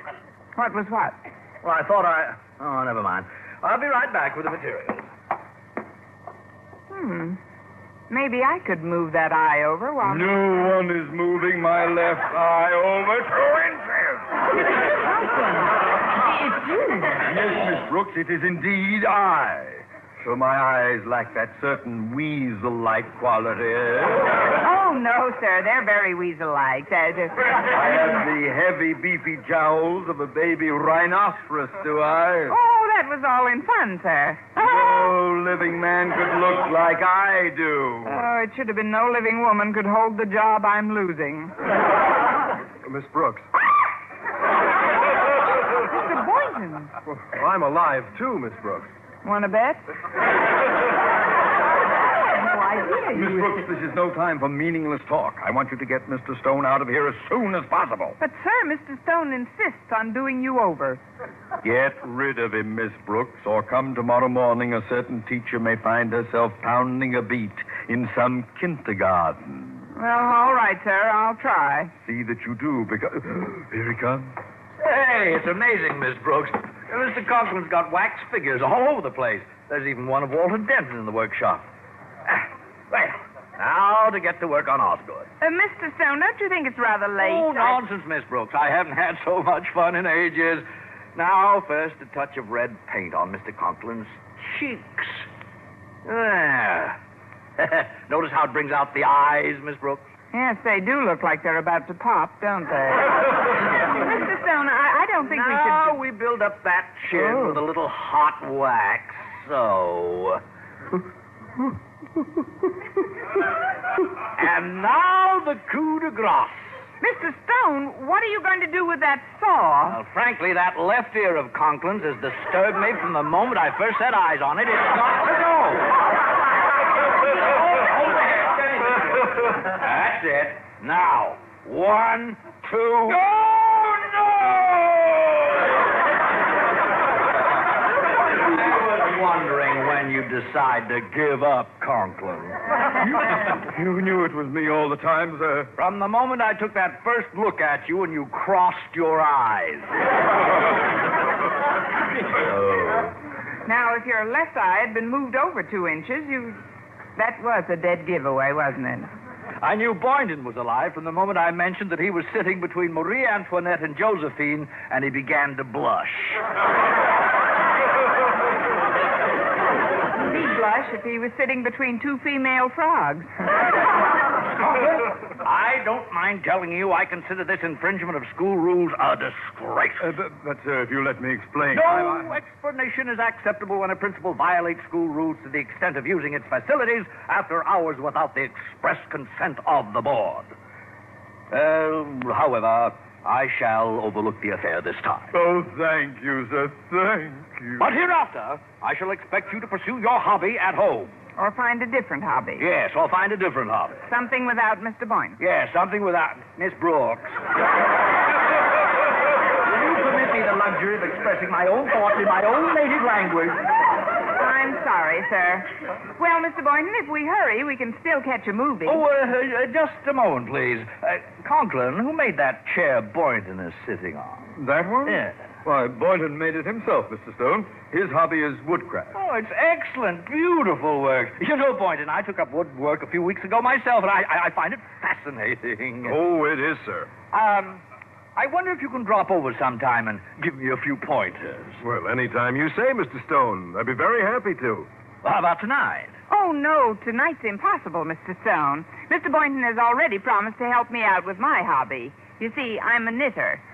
Well, how could Mr. Boynton help you out with that hobby? Well, my cat's away, and someone's got to get all tangled up in the wool.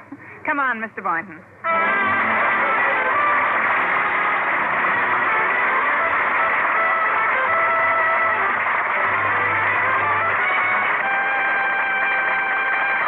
And now, here's the star of our show, Eve Arden.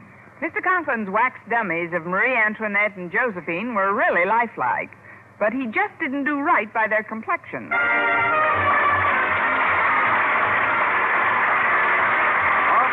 Starring Eve Arden, France Blood, is produced and directed by Larry Burns, written by Arthur Alsberg and Lou Derman, with the music of Lud Gluskin. Mr. Conklin was played by Gail Gordon. Others in tonight's cast were Jane Morgan, Dick Crenna, Bob Rockwell, Gloria McMillan, and Joseph Kearns.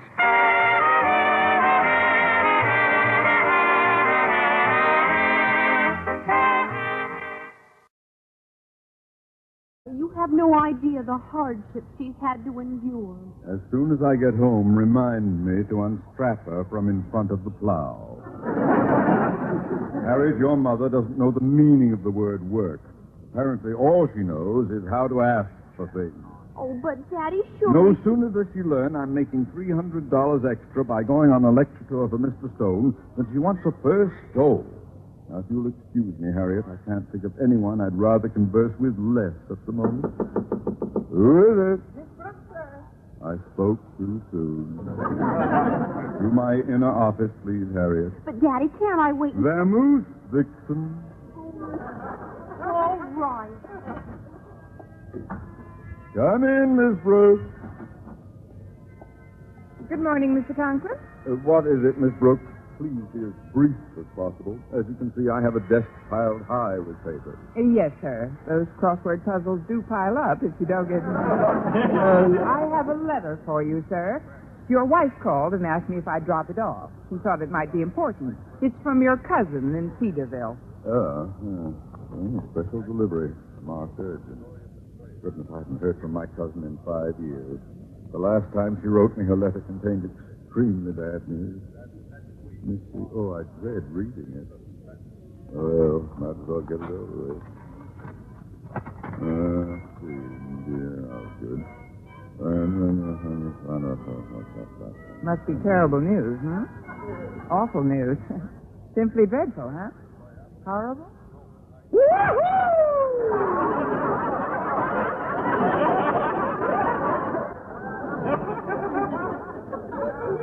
I had no idea the news could be that bad. Miss Brooks, I'm not married. That's terrible, sir. Simply terrible. What happened? Well, it seems there was a little mistake about my marriage, Miss Brooks. A remarkable little mistake. It seems the justice of the peace who married us wasn't really a justice of the peace at all. Then who was he? The best friend a man ever had. I'm dead. Oh, but, sir, this is dreadful. Simply dreadful. After all these years. Well, you must remarry at once. But who? I'm Mrs. Conklin, that's who. Oh, it's great to be single. My pockets will jingle in the Miss Brooks, I feel like a bird who's just been let out of his cage. A convict who's just been released from jail. Oh, if Mr. Boynton's anywhere around, I'm cooked. So then I suppose you and Mrs. Conklin won't be coming over for dinner tonight. I and Martha Flyshacker will be delighted. We'll be delighted to come for dinner. Martha Flyshacker? My wife's maiden name. No wonder she changed it to Conklin. Then you are coming over, sir? Oh, certainly. I can't wait to get... That night at my house, we were about ready to receive Mr. Conklin. Now, do we have our signal straight, Mrs. Conklin? Well, I think so, Miss Brooks, but are you sure Osgood will come? Of course he will, Martha. And don't worry, you'll get that beaver yet. Mrs. Conklin, would Mr. Boynton be here now if I weren't sure of your husband's attitude? Believe me, it was difficult to convince him that Mrs. Davis had recovered after I told him she had the flu earlier today. Oh, that explains it. I was wondering why he came in wearing a gauze mask before he... Now, do you feel a little more confident, Mrs. Conklin? Well, I guess so. Oh, my, I wonder if Phyllis Stone is having the same trouble with Mr. Stone. Phyllis Stone? Yes, Margaret. I told her about my marriage hoax, and she's trying the same trick to get a first soul from Mr. Stone. What? If this thing keeps spreading, we're all liable to wind up on Dragnet next week. Now, Oh, goodness. That must be Osgood now. Remember what I told you. Play hard to get. Mrs. Davis, would you mind going into the kitchen and sending in Mr. Boynton? I want him to be a witness to Love's Old Sweet Song. All right, dear. And in the meantime, I'll finish preparing dinner. Now, we'll be right back, Mrs. Conklin. Good evening, Miss Brooks. Why, Mr. Beaver. Mr. Conklin. Come in, sir. Now then, where is she, Miss Brooks? Where is my lovely, blushing child bride? Never mind. I know where she is. Hello, Osgood. Poopsie girl. Angel eyes, I'm back. Your Osgood is back. But what is this doctor doing with you? Oh, you can take off the gauze mask now, Mr. Boynton. The flu bug is in the kitchen. Oh, yes, of course. Did you want to say something to me, Osgood? Indeed, I do, Lotus Blossom. I didn't mean a thing I said on the phone this morning. Not a thing. I want to remarry you more than anything else in the world. Look, a peach face. Your Osgood wants you back more than he can tell you. He needs you back. Say the word and we'll be remarried tonight. Say the word? The common household word is beaver. Say it and you win the first soul plus a year's supply of household. Well, it's true, Osgood. You know how I've wanted a fur piece all these years. Well, then you shall have it. You shall have anything you want. Only please say you will remarry me at once. Are you taking notes, Mr. Boynton? No sacrifice is too great when two people are really in love, is it? Apparently not, Miss Brooks. Oh, well, who can that be? Don't get your hopes up. They couldn't get the beaver over that quickly. I'd better see who it is. Mr. Stone. Miss Brooks, is Mr. Conklin here? His daughter said I... Oh, it's nice to be single. My pockets will jingle. Principal's office, Osgood Conklin himself speaking. Over. Hello, Osgood. This is Mr. Stone. Oh, yes, Mr. Stone. How are you, sir? Conklin, I just had a thought that should make you very happy. How would you like to take Mrs. Conklin along on your lecture tour? Conklin? Hello? Conklin, can you hear me? I'm afraid I can. What happened? Were you cut off? Only my windpipe. That is, I was choked with happiness. Good. Mr. Stone, is it absolutely essential that I take Mrs. Conklin along? Yes, Conklin, it is essential. Is your wife free to go? Sir, she's been free to go for the past 20 years.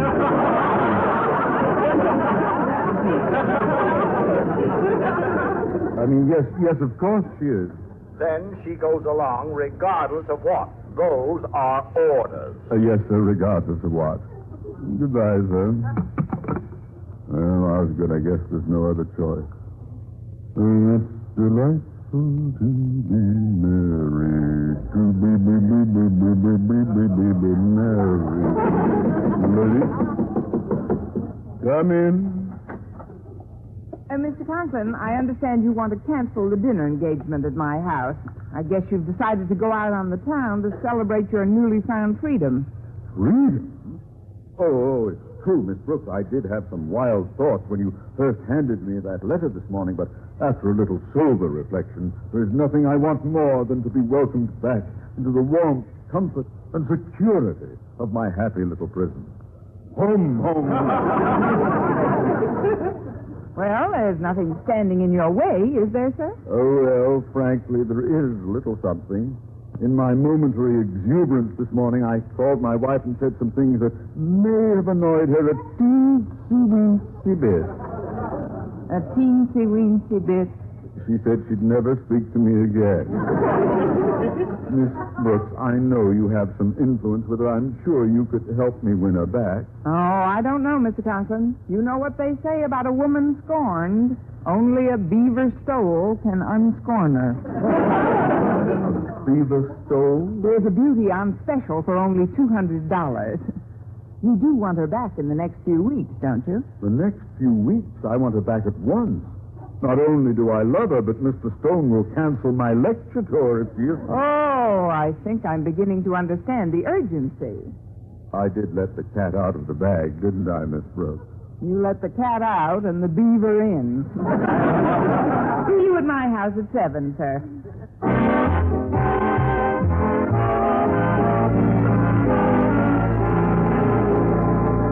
Well, by 7 o'clock that... Together with Boynton and discuss the good old single life. Well, if you must discuss it, Mr. Conklin, at least don't do it in the presence of Mrs. Davis. Why not, Miss Brooks? The way things stand now, she's the only one left who might marry me.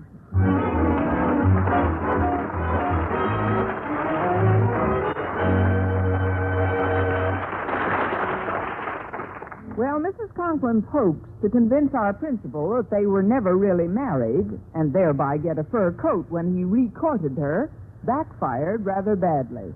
So all morning long, I did my best to keep Mr. Boynton away from our ecstatic principal. The last time I stopped him occurred as he was leaving his laboratory just before noon.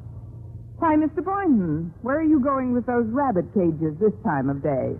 Well, I didn't think you'd mind if I took my rabbits, Henry and George, to lunch with us, Miss Brooks. Not at all, Mr. Boynton. Maybe one of them will pick up the check. It will certainly save me a trip. Otherwise, I'd have to come all the way back here with them after I see Mr. Conklin. After you see Mr. Conklin? Yes. I wanted to see the condition these cages are in. It's the only way I can persuade him to give me the money for some new ones. Oh, well, today's the wrong day for that. You said that to me twice before today about two other things. It almost seems as if you don't want me to see him. Oh, now, Mr. Boynton, wherever did you get such a fantastic idea?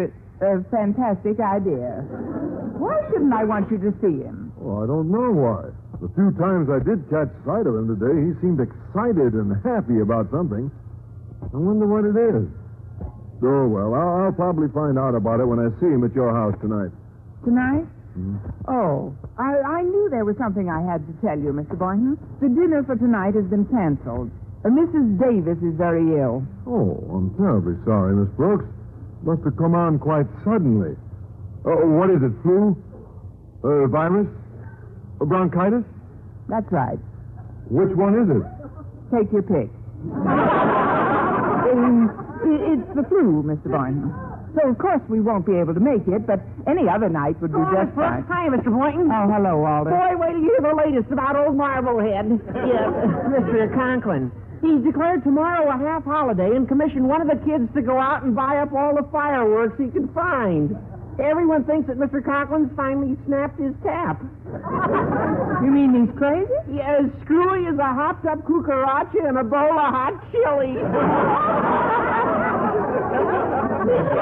Oh, by the way, Miss Brooks, Harriet told me if I ran into you that Mr. Conklin wanted to see you. There's something about canceling his date with you tonight. But be careful when you go into his office. Well, perhaps I'd better go along with you, Miss Brooks, in case he gets violent. Oh, don't worry about me, Mr. Boynton. I have a way with violent men. And if you don't believe me, please try me sometime.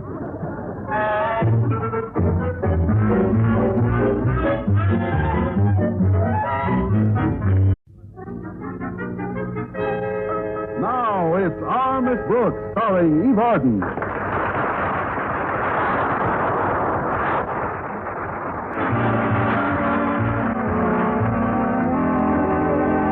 Well, a couple of times a year, our Miss Brooks, who teaches English at Madison High School, is obliged to invite her principal and his wife over for dinner.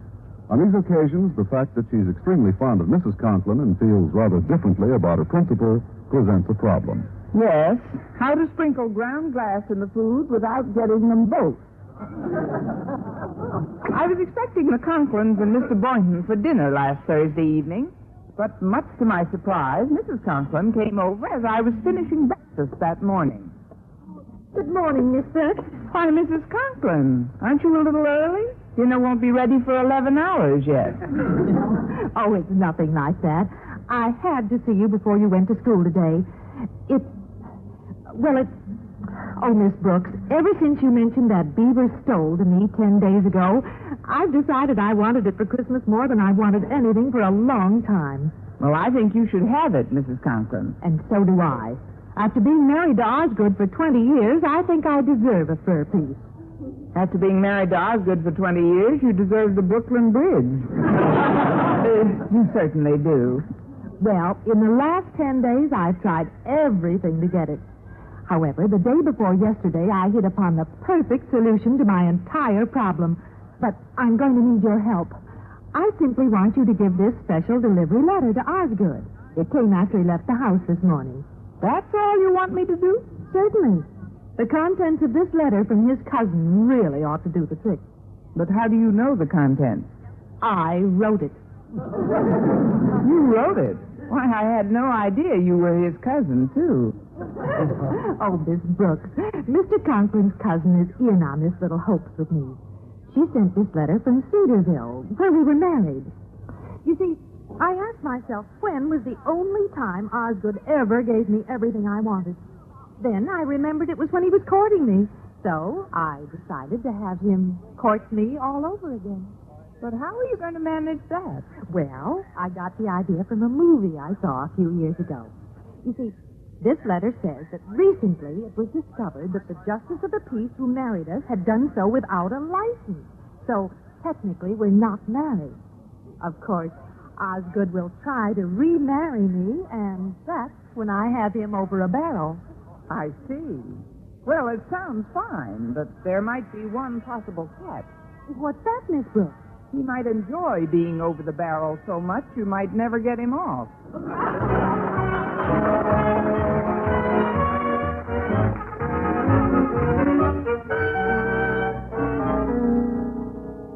But, Daddy, I don't think a first Joel is asking for so much. After all, Mother has worked and slaved for us both all these years.